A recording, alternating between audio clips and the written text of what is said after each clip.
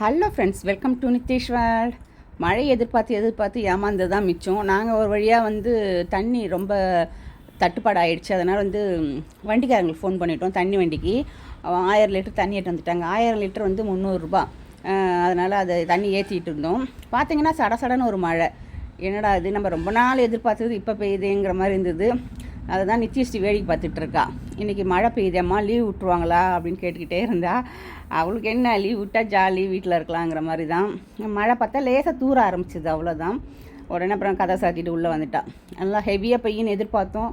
ஆனால் அதுக்கான வாய்ப்பு இல்லைங்கிற மாதிரி. ஒரு பக்கம் வெயிலும் வருது, ஒரு பக்கம் மழையமாக இருந்தது. கிளைமேட்டும் சூப்பராக இருந்தது. சரி, ஓகே, நம்ம வேலையை நம்ம பார்ப்போம்.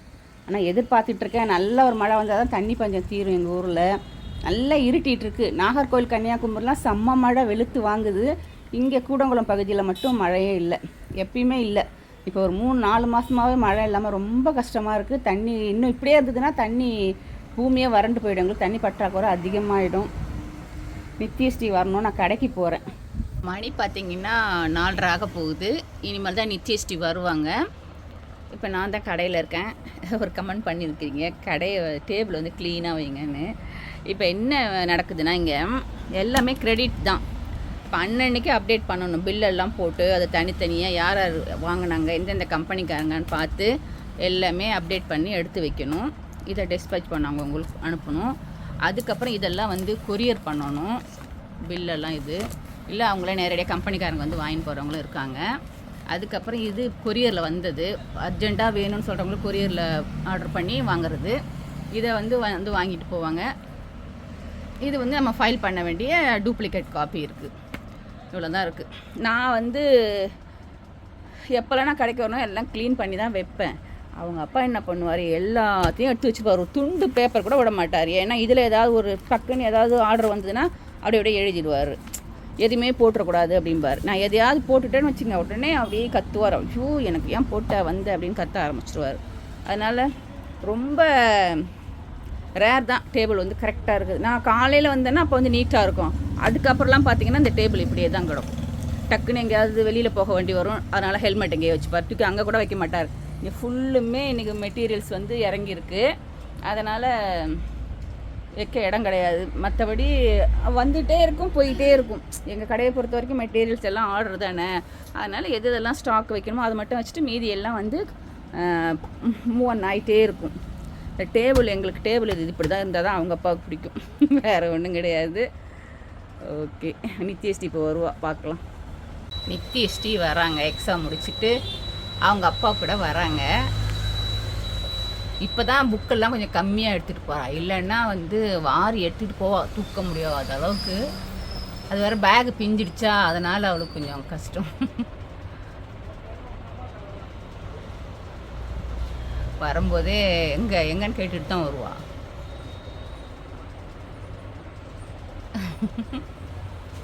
சமத்தாயிட்டாப்பெல்லாம் நல்ல ஒரு குட் கேர்ள்னா நம்ம நித்தியஸ்ரீ தான். வாங்க வாங்க வாங்க. என்னாச்சு, கடிக்குதா? என்ன கடிக்குது? அப்பா, தண்ணி குடிங்க ஃபஸ்ட்டு. கால் கடிக்குதாடா? சரி சரி, அது ஏதாவது மண்ணு பூந்துருக்கும், அதனால் அப்படி இருக்கும். கால் அலம்புனா மூஞ்சி கை அலம்புனா சரியாக போயிடும். அப்படி வச்சுட்டு சேரை இழுத்து போட்டு உக்காந்துண்டு ஃபஸ்ட்டு தண்ணி எடுத்து குடிங்க. சாப்பிட்டீங்களா மத்தியானம்? எப்படி இருந்தது? அப்படி இருந்தது. வாய் தந்து தான் பேசேன். வாய் வரலையா? வாயில் சூடு வச்சு விட்றேன். இரு, பேசுறியான்னு சொல்லி வாயிலே சூடு வைக்கணும். தூக்கி தானே குடிக்கணும். அப்பா குடிப்பார்ல. இங்கே ஃபஸ்ட்டு 2 லிட்டர் பாட்டில் ஒன்று வாங்கி வச்சேன். என்னாச்சு? பானியா? ஓகேங்களா, அவள் பானியா அது. அந்த பாட்டில் என்னாச்சுன்னா, ஒரு வாரம் எச்சி பண்ணக்கூடாது. ஆமாம், அது வீணாக போயிடுச்சு. அதனால் இதை தண்ணி கேன் அப்படியே வச்சுருக்கோம். இனி வாங்கணும். டயர்டாக இருக்காடா. நித்தியஸ்ரீக்கு இந்த பூ வச்சா வாடவே வாடாது.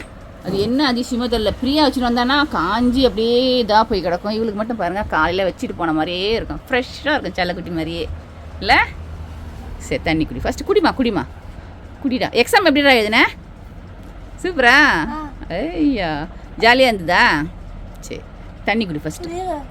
உடனே இன்றைக்கே லீவ் இல்லை, இன்னும் 10 நாள் இருக்குது லீவு. எடுத்த உடனே லீவு அவளுக்கு. வெரி குட், அப்படி தான் குடிக்கணும். சரி, ஓகே.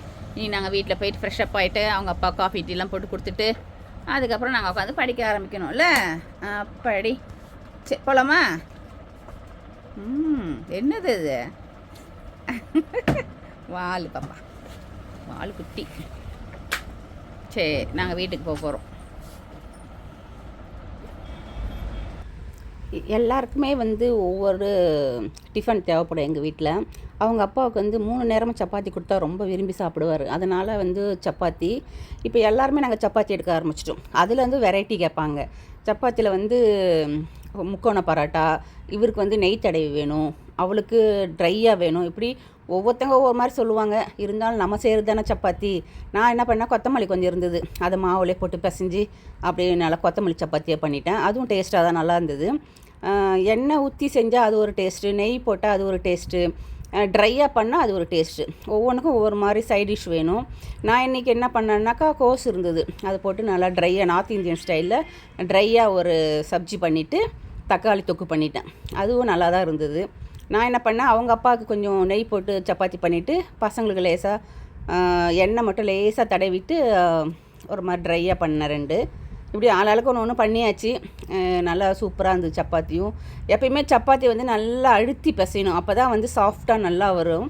நம்ம தமிழ்நாட்டை பொறுத்த வரைக்கும் சப்பாத்திங்கிறது எல்லாருக்குமே ஒரு கனவாக தான் இருக்குது. ஆனால் அப்படிலாம் ஒன்றும் கிடையாது. ரொம்ப சூப்பராக 2 விரலால் பிச்சு சாப்பிட்ற மாதிரி தான் இருக்கும், சாஃப்டாக இருக்கும்.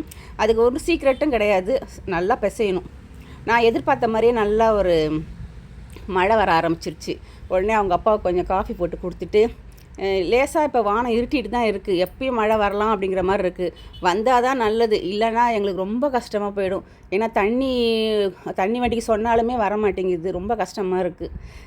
தக்காளி தொக்கு பாருங்கள், இது வந்து தண்ணிலாம் ஊற்றக்கூடாது, வேறன்னா அப்படியே அந்த எண்ணெயிலே லேசாக வதக்கி எடுக்கணும். பச்சை மிளகாய் மட்டும்தான், வேறு காரெல்லாம் கிடையாது. ஒரு வழியாக சமையல்லாம் முடிச்சுட்டு பார்த்தீங்கன்னா மழை வர ஸ்டார்ட் ஆகிடுச்சு. ரொம்ப ஹாப்பியாக இருந்தது. இந்த வீடியோ உங்களுக்கு பிடிச்சிருக்குன்னு நினைக்கிறேன். தேங்க்யூ ஃபார் வாட்சிங்.